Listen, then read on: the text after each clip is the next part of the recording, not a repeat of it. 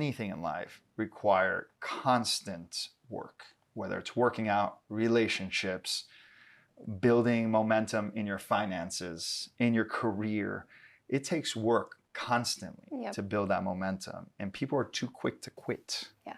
I think in the fitness industry, at least, and social media too, there's a lot of misinformation out there. And oh, no way. Was it Abraham Lincoln said, if it's on social media, it's true?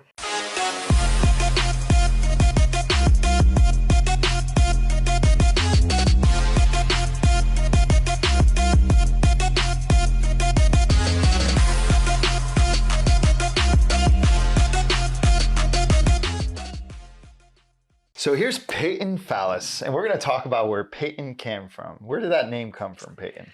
Well, everyone always thinks I'm named after Peyton Manning because I'm from Indianapolis, Indiana. But I was actually born before he became a Colt. But yeah, I'm from Indianapolis, Indiana, grew up there, went to college in Fort Wayne, Indiana, moved down to South Florida about 5 years ago. Wanted to get some sunshine, so that's why I came. Yeah, the blizzards in Indiana. God, it's terrible. And the weather down here makes such a big difference. What kind of difference does that make for you?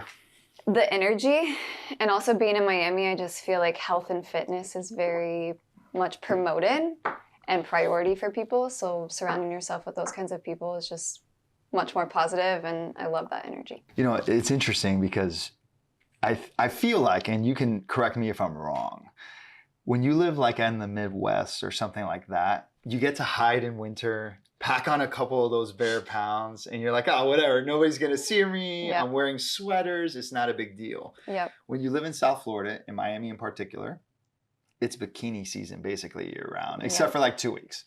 So people try to like not do that, although we do it anyways. And so how did that affect your mood versus being here where you could be more healthy, conscientious, versus over there where people just kind of, you know, gloomy winter, which there's nothing wrong with that, but there's a little bit of a difference. Well, for example, I went back to Indiana for Thanksgiving this past year and spent some time with family, my parents, and it was freezing cold, and all you wanted to do was just stay in the house, cuddle up on the couch, watch movies, not do anything, not be active. And that's just not who I am. I'm always active. I'm always doing something, always, you know, going here, going there. Fitness is a huge, big deal to me. So it was like a total 180 coming down here because it's completely different than wanting to sit on the couch by the fire, snuggle up, not go anywhere, to active, active, active, active. It's so easy. It's just, like I said, it's like being a bear. So, you know, obviously we met through the gym. Mm-hmm. You work out harder than anybody I know, including me, which motivates me, and I appreciate that. I'm like, oh my God, I have to work out harder. Look at this young lady just crushing the weights. So you did, so I can kind of see, and I follow you online, I see your lifestyle kind of change, you know, in the way you live down here. So you went back to Indiana for Thanksgiving, and you wanted to calm down, and you said that's not you. But what did you do then? How did you work out over there, or did you take it easy? I worked out. I still went to the gym. I always find a gym wherever I go, even on vacation. Like if I travel to Italy or Spain or wherever, I'll find a gym because the gym is part of me and I always have to have it. But it was so much harder. Like the motivation was not there. Not like motivation is always there, but it was just much more decreased when you're in cold weather.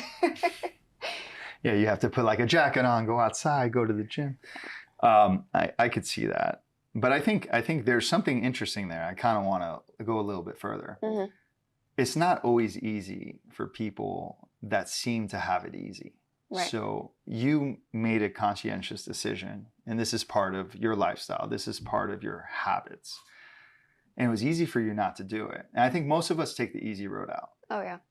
You know, I don't stop working out. I will tell you from about Thanksgiving through the new year, I eat kind of what I want. There's food coming at me from all directions, and most people as well. But I think people with bad habits or people that are easily folding to, oh, I'm not going to go to the gym. I'm going to eat. It's the holidays. It's not a big deal. Now you get hit on both sides. Yep. So you want to talk a little bit about how, although it wasn't easy, how you stayed motivated, even though it would have been so much easier for you to just make an excuse, hang out with your family, and just stay in the nice weather, indoor weather with a fireplace most likely. Yep. And just hang out and have some cocktails and eat some terrible food. Like, what made you decide, although it's part of you, what makes you walk out that door, drive to a gym, and continue the work? The way I feel afterwards, after a workout or after eating nutritious, healthy food, the way I feel internally is so much greater than if I just sat on the couch. And my motivation is there probably 10% of the time. Like, I am not motivated every morning to get up to go to the gym, but I know if I do go, it's one step closer to a goal that I have. And it's one step at a time to living a healthier lifestyle, living longer, being more mobile. All of those things combined make me want to check off those boxes every day, drinking all my water, eating nutrient-dense meals, getting movement in. It's just all of those are daily deposits into a big life savings account that you can call health. So I think the thing that's important for this, I'm going to speak from my standpoint here, is sometimes you don't want to do things, but it's a compounding interest that builds up over time and deposits and increases. And when you move that needle, even a little bit on a day you don't feel like it, over time, that's going to create results. And I think what people believe is that you have to always be 100% on. No, it's just, I'm going to do it because if I don't do it, that's going to create a deficit in my deposit. It's going to create a deficit in my compounding interest. And sometimes I don't want to do it. Like, there's oftentimes I don't want to go to the gym. But once you make that a habit, you feel better about yourself. You check that off. And once you have your body in gear, you can say, and I think Joe Rogan said this, I know when I did a hard workout, for whatever that is, a hard workout on Monday might be different than a hard workout on a Saturday.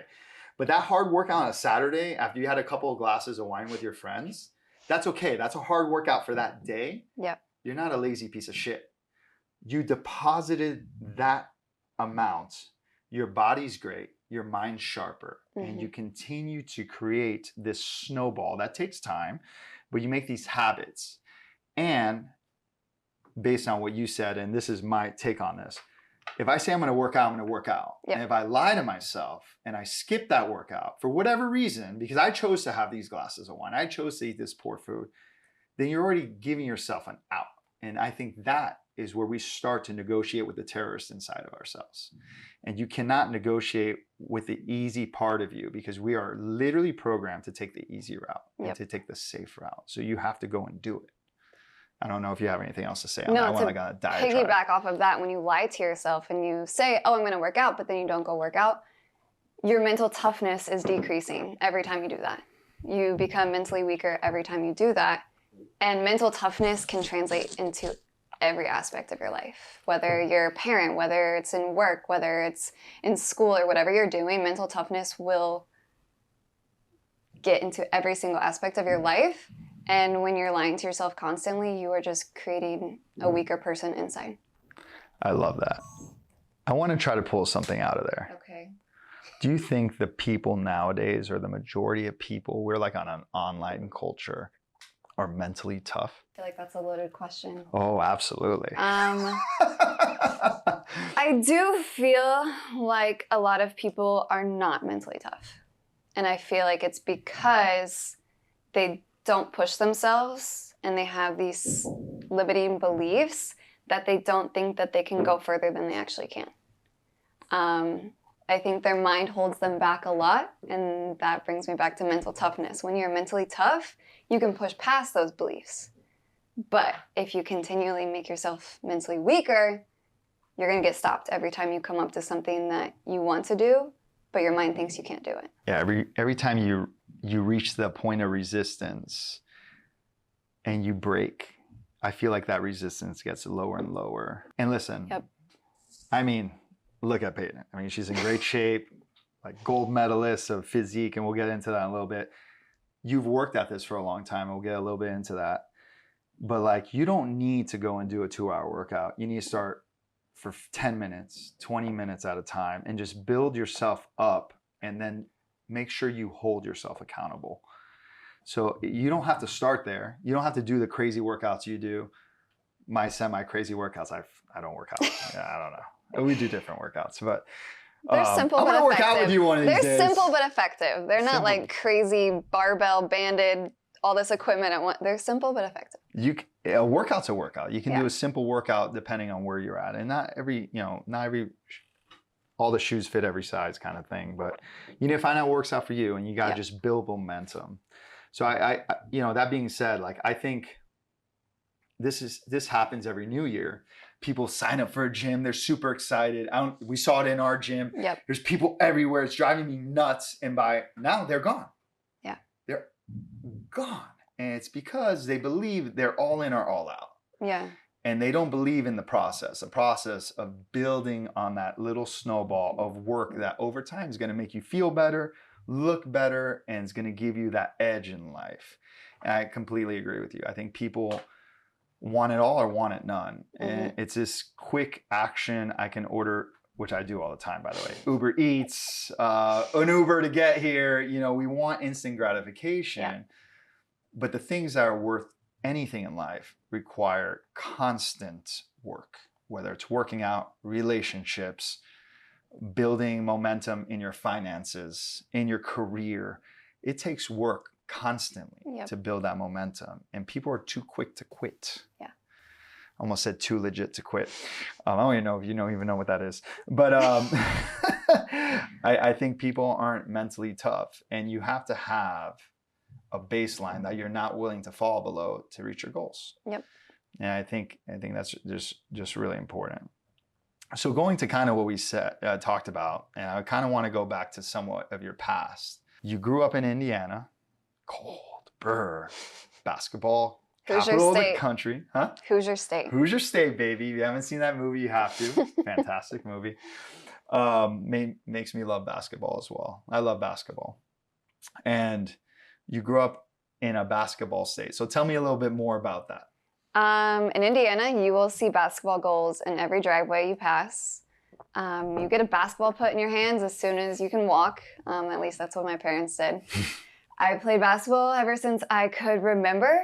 Played with boys growing up. That was the best way to get better. So my dad was like, get in the car, we're going to this gym. And I was the only girl on my team in the building most of the times. But that's how I got better. And then I earned a scholarship to go play Division I basketball. Played 3 years. And learned so much. And then all of that translated into a bodybuilding career and a coaching career. So it's definitely formed me into who I am today. You moved very quickly through that. So you played D1 basketball, which is an incredible accomplishment. It makes sense to me based on your work ethic that I've seen. And that's one thing I can see that in people. So let's go a little bit backwards. So you play D1 ball. You get out of there, right? You stop playing basketball, more or less, right? Graduated, yeah. You graduated. And so you moved on to?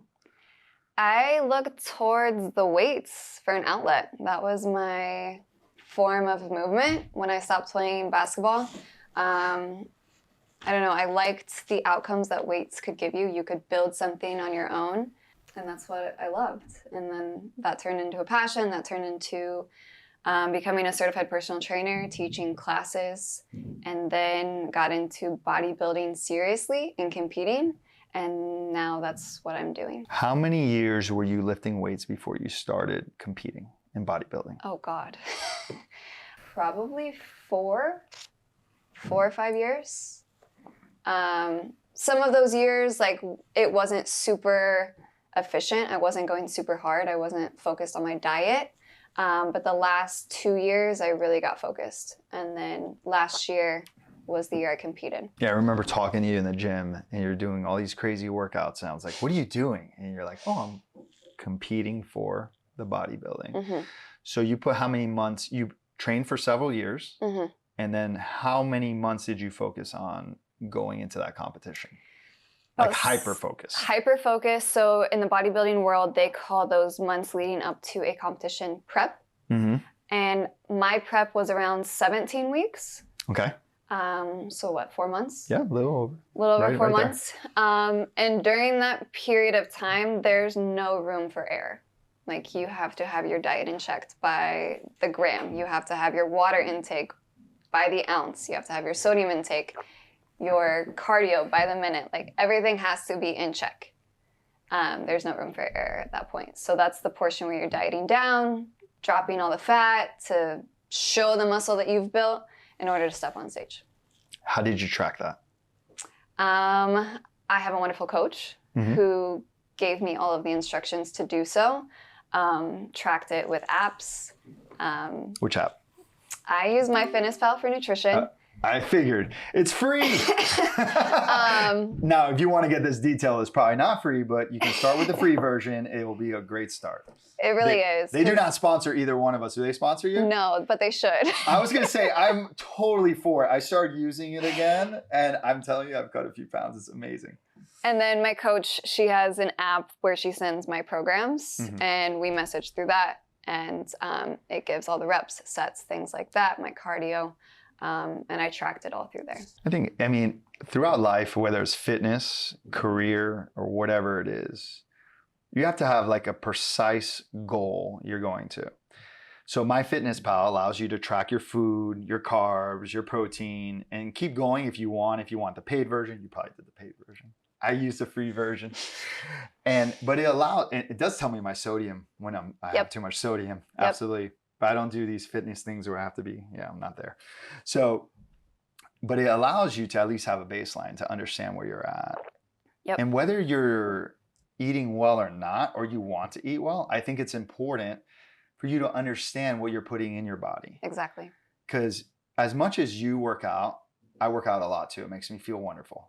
And once you get to that stage, I can't tell people, once you start working out for 60 to 90 days, your life changes consistently. It's compounding interest. Your body will produce a bunch of signals and chemical reactions every time you work out, and you'll get addicted to that. It's a great addiction. Not many are. That's a great addiction. And so, but the other part of that is, what do you put in your body? You can work out all you want. If I eat, which I love, cheeseburgers and French fries every day, it doesn't matter how much I work out. Unless you're 20, it's going to go wrong, right? So I think it's an easy way for people. And MyFitnessPal, if you want to sponsor her, you should sponsor her. I mean, look at her. If you want to sponsor both of us, I'm cool. But I mean, it's an easy way to get your diet in order and to understand how many carbs you're bringing in, how much fat, and how much protein. And you could probably find someone online, someone like you. You did say that. That can kind of help you and help you, coach you to get you to where you want to be healthy. Because if you don't have health, honestly, you don't really have anything. And there's like the old saying, it's like, the person on their deathbed, all they wish is for health. And then it's like, so you can track that and get that compounding interest of being healthy and slowly changing the regimen of your intake, your workouts. It could be walking around the neighborhood. If you don't do anything, that's okay. And you just start kind of looking at the numbers and figuring out. So I've been talking a little bit about that, but this is actually where you come into play. I know a little bit, so I'm a little bit dangerous. But like a new client that doesn't have their health in order, like how would you help? I would start by small steps because, like we talked before, the mental aspect of this is huge. So when you show yourself that you can do something and do it over and over again, good, that's momentum. You're gonna build off of that. So if I have a client that has never weight trained ever before, never worked out anything, we would start with walking. And we would start with maybe 1 or 2 days of strength training, easy, simple movements, build off of that. And then one of the things I talk about with nutrition, when someone hasn't really gotten into nutrition, they don't really track it, they don't know what they're eating, protein is king. If you can fix your protein intake, you can fix a lot of problems.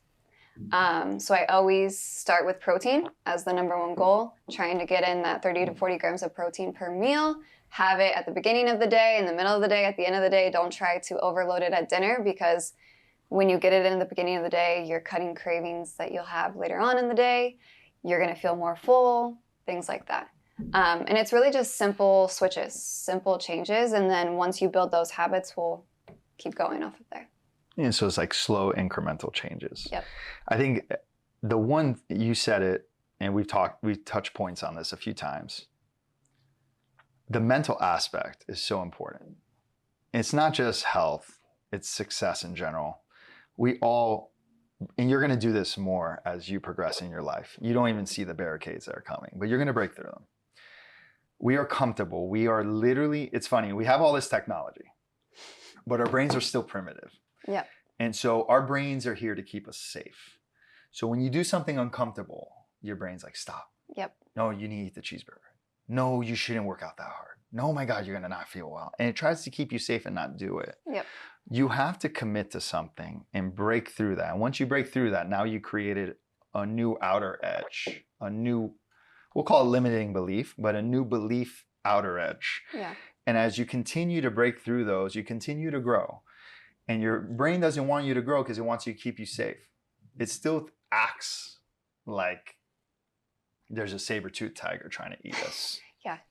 I pity the saber-toothed tiger that tries to eat anybody in this conversation. But in general, we're still wired that way. And our technologies advance way faster than we have mentally. And so this creates a bunch of other issues. But we're just going to talk about health right now. And so it's really important, if you can afford to pay a coach, to have someone hold you responsible to help you push through these barriers that you have. Yep. To make you healthier, because you'll have a longer, healthier life, which I think Yep. is the most important thing. And if you can't afford it, that's okay too. There's a million people online, thank God. And you can follow. Yeah. You're super inspirational online too for the health.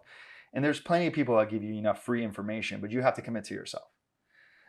So that being said, I think it's really important for people to understand it's not easy, but you have to take one step at a time. And I think what you said is really important. Start slow. Yeah. Let's look at protein. Let's have a small workout. I think what ends up happening, and by the way, I'm victim to this recently. In the last year, we'll say year because I don't want to point anybody out. In the last year, I did a one-on-one session with a private gym person in a gym. And it was a great workout, but it pushed me too far in those muscle zones and it put my back in a bad position. Okay. And as much as I work out, I don't do those workouts and it Yeah. put me in a position. And so I was out for 2 weeks, almost like 7 days. And that's not the point. And sometimes when you go to certain people, they try to push you so far so you feel hurt and you're sore. And that's all good. But you also have to understand that slow is smooth and smooth is fast. Yeah. And so I think people always want to go so fast, but if you just put little deposits of health, start with the protein, start with a walk outside. Yeah. It will change your life. If you do that even for 3 to 6 months, it will start to change the direction and course of your health. Mm-hmm. So I'm glad you kind of went into it. I think people just think it's all or nothing. And I don't understand where we became so black and white. Everything takes work over time. Mm-hmm. You can't bite off more than you can chew. No. And a lot of people want to do that, and then they become in this mindset of all or nothing, and then it's just fail. And it's this vicious cycle of doing that again and again and failing again and again, when the small changes and small habits are going to build over time to make this a lifestyle change and not something that they continue to fail again and again. And I think too, and there's 2 kinds of failure. There's a good one. Yeah. And I'm not going to talk about that one right now. And there's a bad one where you try to go from sitting in a chair all day to doing, I'm just going to use this as an example, CrossFit workout. That's an hour and it's terrible. And you do that for 2 weeks and your body breaks down and you hate it. And then you just fall in. You know, I'm not going to do this. This is too much. And you keep doing these crazy diets, these crazy workouts that are from 0 to 1,000 miles per hour, which nobody from sedentary or not even semi-active to like fully active can handle. Right. And you're also creating a bad habit of failure and you just, from a mindset perspective, collapse. Yep. And the thing is, it's okay to move slow as long as you keep pushing that little rock forward. Yep. And I think nobody talks about that. And it's unfortunate because I think a lot of trainers and things like that are like, oh, let's put him through the ringer. And I see, like we talked about, you can see from January to like whatever, February 20, in not even 60 days, people have stopped coming to the gym. Yeah. You have to find and commit to a process that works for you. And honestly, like we kind of talked about, just being a little bit active and changing the way you eat slowly will create complete changes in your lifestyle and your outcomes. Okay, I don't want to keep beating that. Guys, go outside, walk, eat healthier food, eat some protein. Call Peyton, who's nothing to do with Peyton Manning, although it breaks my heart. I love Peyton Manning. You know, we kind of brushed upon it, but like, how did NCAA life, how did that affect who you are today? It's a full-time job and more, and you're not getting paid for it.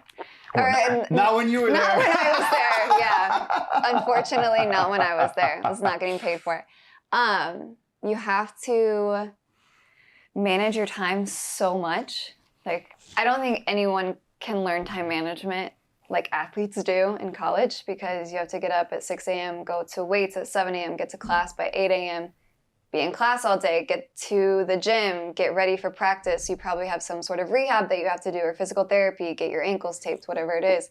Practice for 3 hours. Then you have to do post-practice rehab, take an ice bath, do whatever it is. Oh, and then it's like 7 p.m., you still have to study, do your homework, shower, eat. Like, there's so much that you have to do within a day.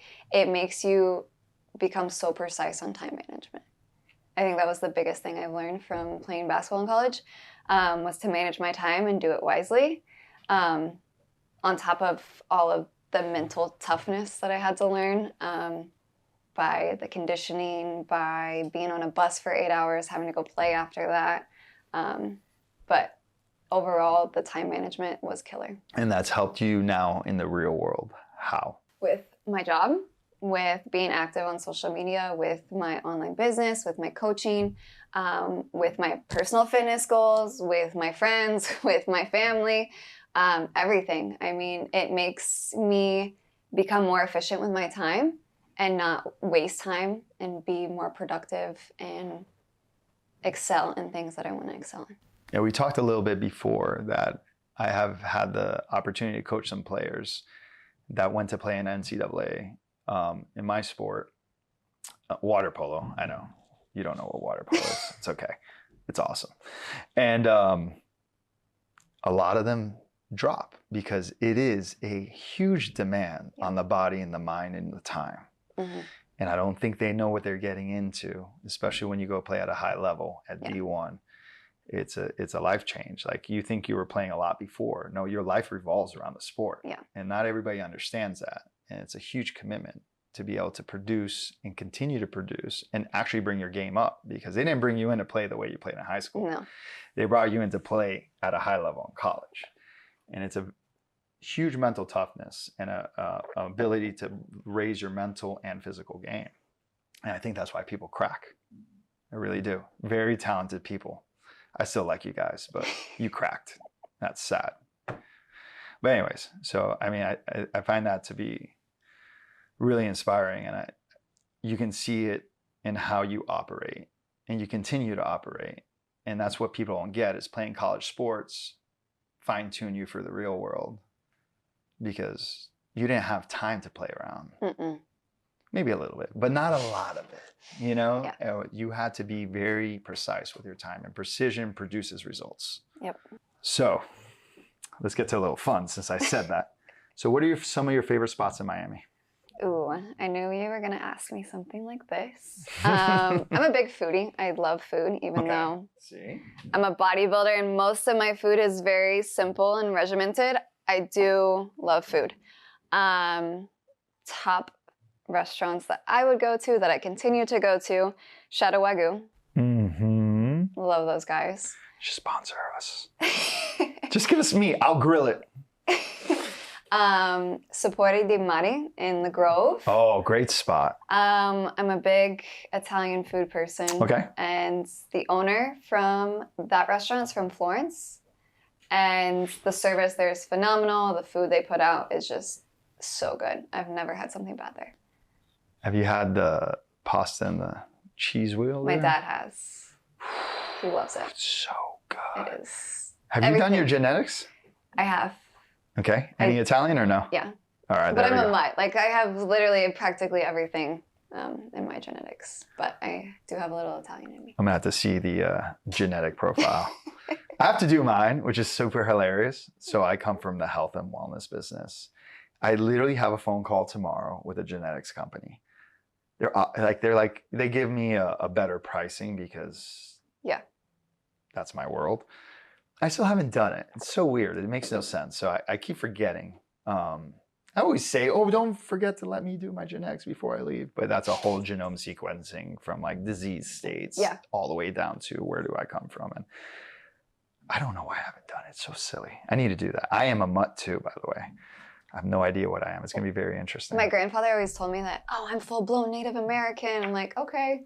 Do the test. I have like 0.2% Native American in me. What? And like 2 to 3% Sub-Saharan African in me. And I'm like, where did this come from? You have more Native American in you than some of our top politicians. That's all I'm going to say about that. I'm going to get canceled for that one. Not you, don't worry. It's just me. So you're very regimented. You're very focused. What does the next 5 to 10 years look like for you? I'm going to be honest. I don't like to share some of my goals publicly. Mm-hmm.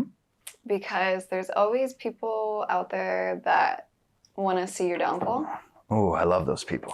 I love those people too. But I like to keep a lot of my goals to myself. Mm-hmm. That's fair. But I want to continue to scale my business, grow on social media to help more and more and more people.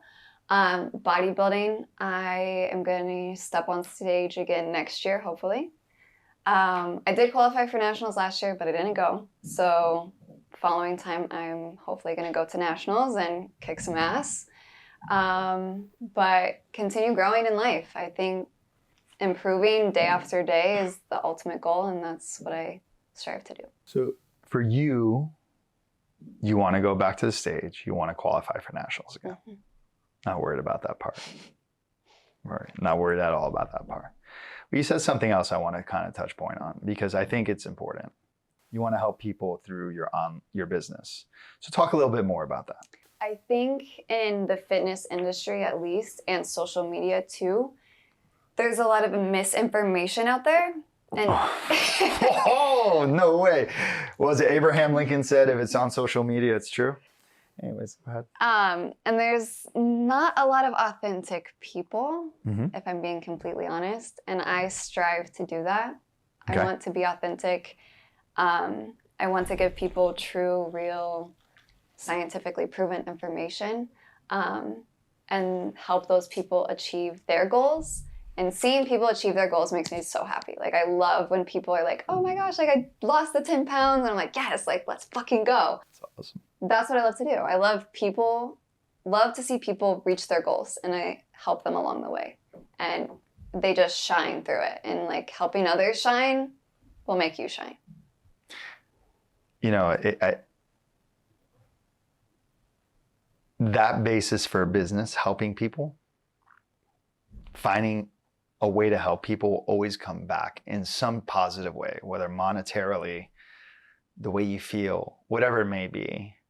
I think people miss that. People try to start a business to make money. You have to make money. Yeah. You do. But you have to do the right thing and make people feel good about whatever your product or service is. And then eventually over time, you'll find a way to make money.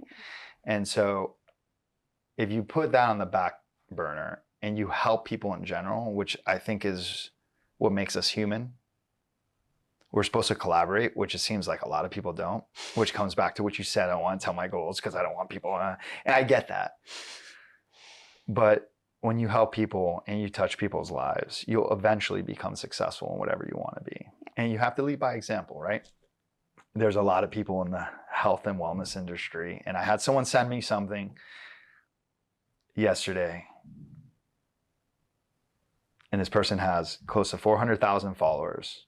And they just spoke very broadly about our genetics and how that we need to eat based on our genetics. Based on our genetics, we need to eat. And I was like, okay, well, what does that mean? Yeah. I just talked to you about whole genome sequencing. My genetics don't tell me I should eat at 1, 3, and 5, and 7. We do not know that. I can tell you that. You can quote me, look it up on Google Scholar, go for it. And this person has a ton of followers, and it was just like a kind of a lot of nonsense, like you said, not authentic, not scientifically backed. And this is what people are listening to. There's no way this person has 400,000 followers without that. And it's like, there is some genetics that can tell you, do you process carbs fast? Do you do this? And that you can pay for. It's a couple $100, by the way. And I think people are following, there's too many sources that can put you on the wrong track. So you need to find someone that produces the results, that gets behind you and holds you accountable, and is going to do their best instead of just following these people. And the funny thing is, people get stuck in these circles. What should I do? What should I do? What should I do? And the funny thing is, you'll try to help them and they'll end up doing that and not listening at all, which happens all the time. But as long as you try to help people, you'll always progress. And you'll find that your business grows with the right people, with the right energy. Exactly. That bring you energy and make you want to continue to help people. I used to get upset when people would leave and go, I'd be like, my God, why are you doing that? Why would you, oh my God, I just gave you like a 30-minute conversation on why that doesn't make scientific sense. And you do it anyways. That person's not meant to be in your circle. Right. And you're not meant to help them. And they're not going to be someone that's a good client anyways. They're just going to continue to find the next person with followers that doesn't make any sense. Yeah. So I think it's really important with people that, and we've talked about this a million times, there's a lot of inauthentic people online, people just trying to sell you something. And at the end of the day, your time is money. I mean, look at her. I mean, pay her. She's going to make you look better and feel better. But you have to follow people that actually go through that and know what they're talking about and know how to produce results. And obviously, it's very apparent from pre-college, college, and post-college that you've been able to do that, and you've been able to show over time that you can produce those results. You've educated yourself on how to do it with intake and food, and you've also found a way to literally not a lot of training. 4 months is not a lot of time. We talked about this. No, it's not. Not a lot of time to get on the stage to do one of those competitions. And you went on stage and you got nationally qualified. Nationally qualified, you know, because you had a hyper-focused goal. Now, you are super hyper-focused, but it's all the work you did before that. Right. That allowed you to tighten up for those 17 weeks, because had you not been sitting on your ass, it wouldn't have happened. Exactly. You know, you were taking care of yourself in general and you tighten up. And even if you look at the craziest stories throughout time, David Goggins was a fat ass killing cockroaches. And it took him a while to become a Navy SEAL, but he found a way, because up here he was strong. He clicked and was strong. You have to find what motivates you and gets you there. But I always say this, and this is why I try not to go too far off the beaten path from Thanksgiving through the New Year. The best way to be in shape is to stay in shape. Yep. Just try to keep things in order. If you're going to eat like a terrible human being, which I'm about to go do, I'm going to have pizza tonight. I'm not even going to lie to anybody. But I'm going to work out tomorrow. I'm not going to stop working out. And I'll probably eat healthier tomorrow because I ate pizza tonight. It's okay. Yeah. You like to go out and eat food. Oh my God, that place is so good. But you have to have that bowl with all this stuff. So I think it's, I mean, that was super impressive. I was like, wow, like that's amazing what you were able to do in such a short period of time by being so focused.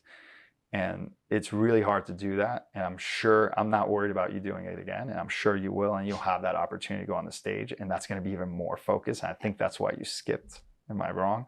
Why didn't you do the national this year? Because I'm super competitive.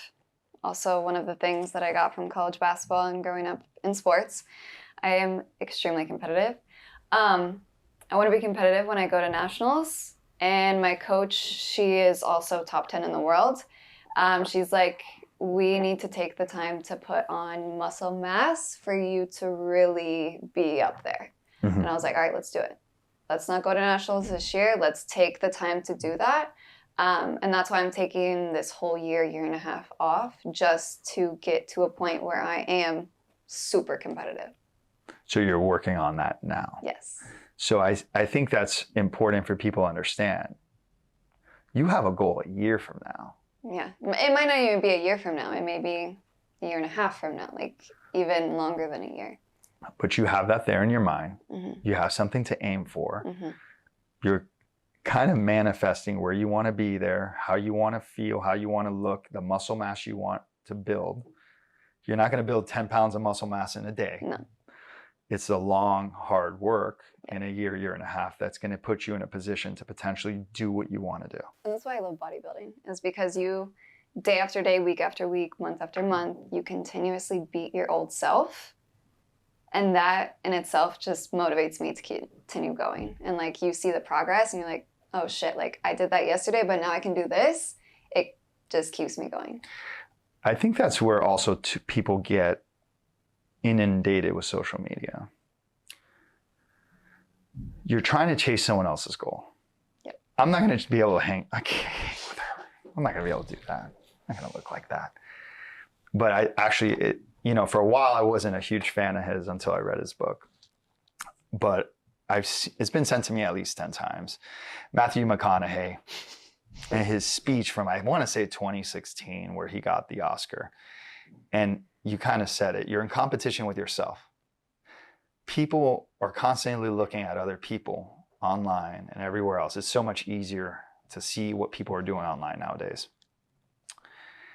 And what he talks about is his role model is him 10 years from now. And he's never going to catch that guy. And that's a very long-term thought process. Yeah. But who do I want to be in 10 years from now? It's a mindset. What kind of man do I want to be? If you have a family, what kind of father do I want to be? Grandfather, businessman, who do I want to be 10 years from now? And what do I have to fill in this gap with to get to that position? And so even if you're looking at the shadow of yourself a day ahead, or how do I beat what I did yesterday just by a little bit and increase 1% at a time, which is how the Britain cycle team ended up becoming like world class, is how do we increase all these things 1% at a time? And if you compound that over a year, you make huge leaps and bounds. Yeah. So if you can just beat yourself from yesterday a little bit more, I walked 8 minutes instead of 7. 7 minutes and 10 seconds instead of 7. Okay, cool. Just small little gains in your body. You keep winning and pushing that outer limit, you will win over time. So I think people have to understand that what do I want to be? How long is it going to take? You aim for that and you keep progressing towards that goal and you'll get there and you'll make progress and you'll be like, oh my God. And that's why when people go on these journeys, as you probably have seen, I'm going to ask you in about 17 seconds when I shut up, is if I come to you and I'm like, I want to lose 10 pounds or I want to be more fit, you're going to see that on me before I see that on me. Yep. And that's why you hire a coach. And that's why you need someone to say, oh my gosh, look at your waistline. Have you noticed that? Because you don't see it. You don't see the progress you're making, but you're putting in the work. So you need to find a way to continue to put the work in and have someone, if you can, hold you accountable and hire a coach and say, oh my God, this. Yep. And find a way, or at least, even if you can't hire a coach, go pay for 3 DEXAs in 6 months and do a DEXA every couple months to show your progress. And at month 6, you'll notice, although at month 2 or 3, you're going to say, oh my goodness, you look at your waistline. Yep. And you need that motivation to move forward. You need that goal and you can't stop. And that's what people forget. They want it to jump, and that's not it. It is slow increments. You have to take steps. I think that's really important too. So I was going to ask you something. I just said, I forgot. But you mentioned about Matthew McConaughey saying the role model is him in 10 years. To get there, you have to start acting like you're that person now. Correct. I think that in itself is going to help people move forward too when they're stuck, thinking about who they want to be in a year, 2 years, 3 years. Whoever that person is, what are they doing at that point? Start doing those things now. Start acting like you're that person now, and eventually you're going to get there. And it's hard because you're so used to the level below, which is pushing your outer limits, right? Which we kind of talked about earlier. We talked a little bit about this before, but it's, what does a healthier version of me do? I'm at a party. Do I eat some of the charcuterie meat? Or do I go eat the cheeseburger and french fries, right? If I want to be healthier, what would a healthier, you got to think, what does the 6-month version of me do if I'm going to get to those goals, right? Yep. How do I act? How do I think? How do I dress? How do I eat? Yep. And you have to start thinking ahead to get there. Yep. And so I'm a victim of this as well.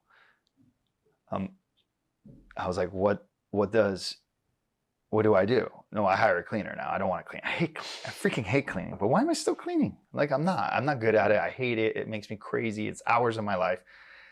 I hired a cleaner. I don't like doing it. What does, $1 million me look like, right?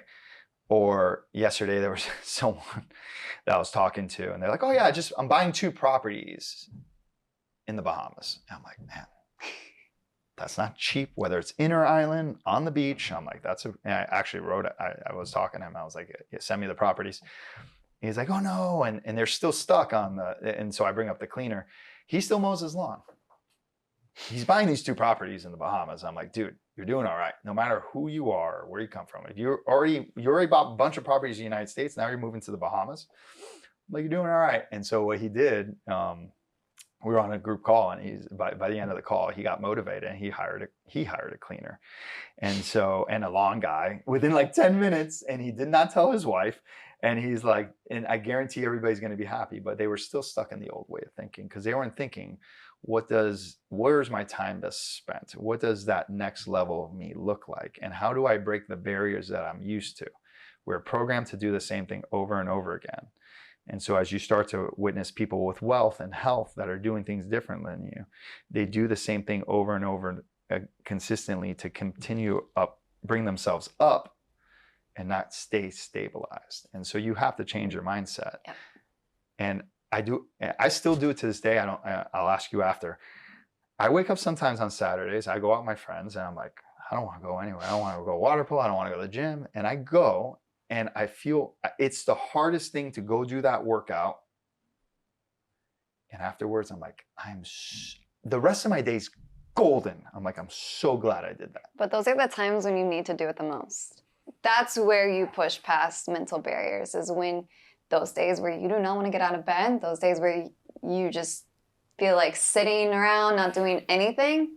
Those are the days where you need to push yourself, because those are the ones that make you stronger. Not the ones where you're motivated. The ones where you're not motivated and you get your ass up and you do it. I think those are where you make the biggest leaps and bounds. Exactly. And it's funny because I sent something back and forth with a mutual friend of ours, Rob. And it was like, oh, that day you go to the gym and everything feels heavy. I sent it. I thought it was funny. That was last Friday. I got in the gym last Friday, and it was probably the worst workout I've had in like 6+ months. I did a little workout. But you did it. I moved the needle a little bit. Yep. And I was conscientious. I didn't eat terribly that day because I was like, man, that was a half-ass workout. And I was good for the rest of the day, and I took it easy, and I got there. I got my ass up, and I made movement. So I think that's where progress is made. And I do call that, and I'm sorry, I have a lady at the table, but it's like fighting your inner bitch, your inner demons. It's just like, shut the fuck up. This is who I want to be. This is who I am. And I'm going to do it, whether I have a little alcohol still in my bloodstream or not. Take a freaking energy drink and go sweat some of it out. Don't do anything stupid because you'll get hurt. And you just do that, and you compound that over time. And that's where you see the biggest leaps and gains. It's been an absolute pleasure. Do you have anything else you want to say? No, it's been fun. So we'll talk a little bit more. We'll make sure that, so how do people find you? At Fallis Fit on Instagram and TikTok. Follow my content. It's inspirational, educational, motivational, trying to inform, being authentic. And you can sign up for my coaching in the link in my bio. So I think the most important part is she is authentic. She is motivational. Sometimes I'm like, man, I don't want to work out. I'm like, God dang it. She went like at 6:30 today. I get up and I'm in the gym at whatever time it is, 7:30, depending on what day it is.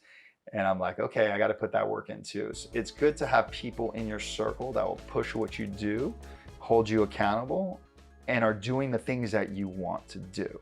So that's why I brought Peyton in today. I'm like, she does not stop working out, and she keeps me in check because I do follow her online. And I'm like, I can't slack because she's upping the game in that one. So anyways, been an absolute pleasure, Peyton. Thanks for joining me today.